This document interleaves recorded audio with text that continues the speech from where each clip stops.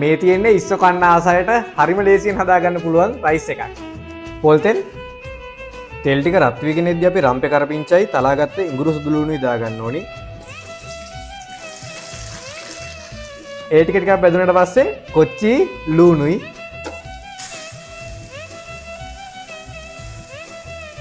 දැන් ඔයාලා මේකට සුද්ධ කරගත්ත ඉස්සෝ ටික දාගන්න.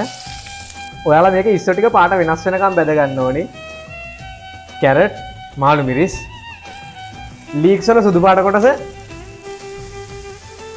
ලුණු ගම්මිරිස්, කෑලි මිරිස් වගේ දේවල් ඔයගොල්ලන්ගේ රස අනුව දාගන්න. ගම්මිරිස් ටිකක් දාගමු. ඊට පස්සේ අමු 3-5 තේ හැඳි භාගයක් විතර සීනි ටිකක්, සොයි සෝසුයි, ෆිෂ් සෝසුයි, තක්කාලි සෝස් ටිකක්, ඒ වගේම ඔයිස්ටර් සෝස් චුට්ටක්.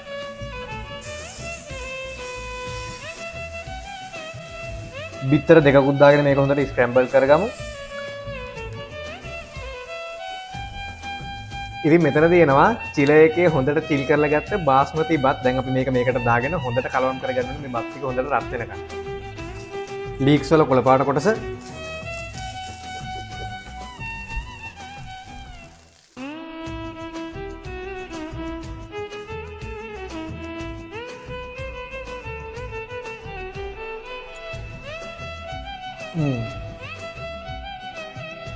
නියමයි යා.